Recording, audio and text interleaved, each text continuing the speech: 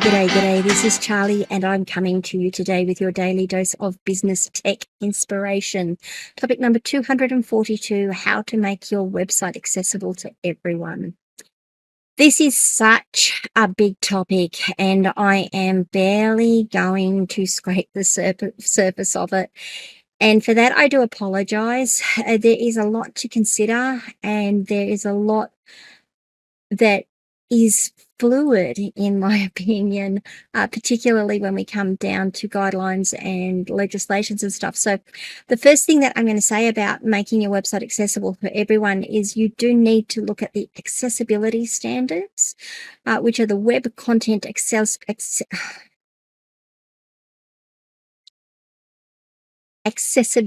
guidelines.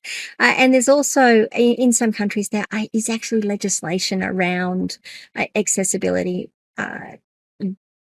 considerations that you need to become familiar with. Now, I'm not going to point any of them out, but I will mention that they're there, and that as designers and such, we all, designers and such, and business owners and people who use websites, we need to be aware of them. So let's start at the top, though. Now that I've done the bit about compliance, which was at the bottom of my notes, but I moved it up the top. Let's talk about what accessibility really means. We have inclusive design. So that's where your website is accessible to all users, including those with disabilities. And you follow inclusive design principles by that. Now, some of those inclusive design principles include alt text for images. Now, you will have me tell you that you need alt text on images for search engine optimization. The fact that you get the double whammy because it makes your website accessible is even better. But the alt text is the alternative text for images, which allows software applications like screen readers to describe the content to visually impaired users. Now, the other thing that alt text will do, if we're talking search engine optimization, is it describes the image to the search engine. So there you go, you get a double whammy there.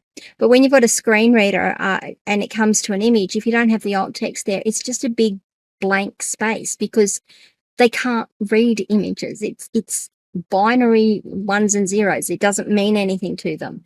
So they will just be quiet as they go through those images. But if you've got your alt text in there, it can actually read the image. Keyboard navigation. Ensure your site can be fully navigated using a keyboard, which is essential for users who cannot operate a mouse.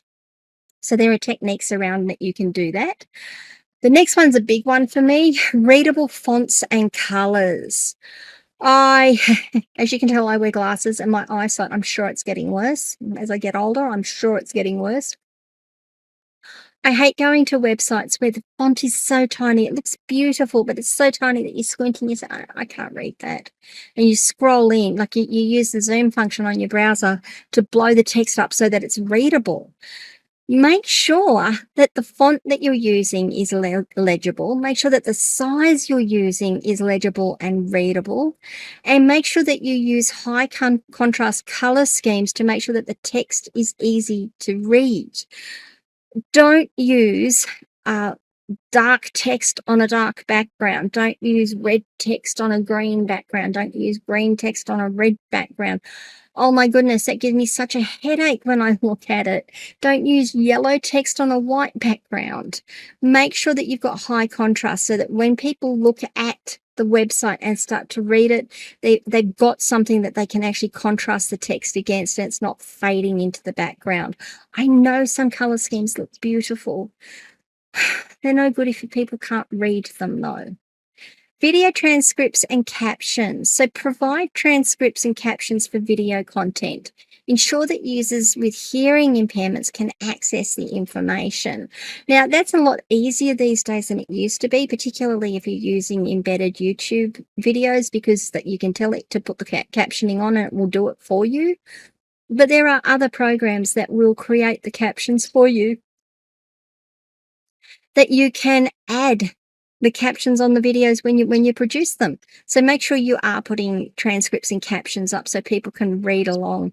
I honestly, quite often will turn the sound off on a video because I'll be somewhere I don't want the sound on, or I'll be listening to something else and a video will come up and I'll just read the captions as I go along, and I'm still listening. Yeah, probably not a good move, but I do read captions, particularly if I'm in a high noise area and I'm having trouble hearing things. I just turn the sound off and read the captions.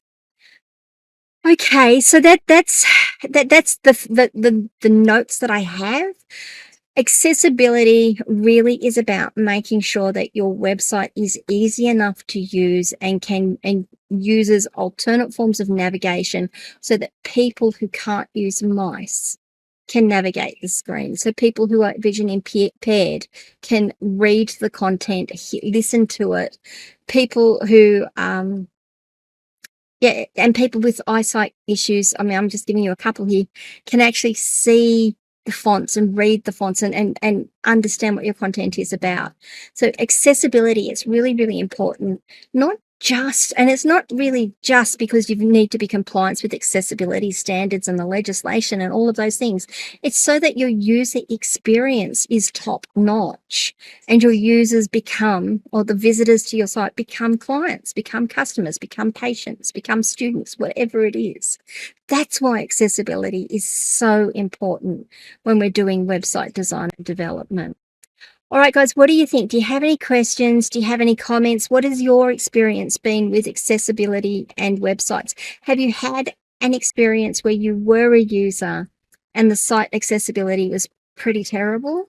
Have you had an experience on the other side where you've had to develop a website and it's been really difficult to get that accessibility right because of color schemes, because of something else? Let me know. I would love to know your comments. I'd love to know if you've got alternate views to what I've said as well, because that's where we learn, where we have that level of disagreement and I'm going to say conflict. It's not conflict. It's conflict in terms of I think this and you think this. So let's have a conversation about it. You can do that by dropping comments on wherever you are listening to or watching this content. You can come across to my locals community, askcharlyleetham.locals.com, and join the conversation there.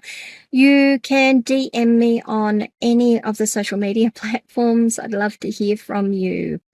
If you could also leave a review if you are finding these little snippets helpful, I would truly appreciate it. It does make it easier for others to find me and determine that they want to listen to me. Alrighty. Please remember to like this video, subscribe to the channel, ring the notification bell so you find out when I drop more content.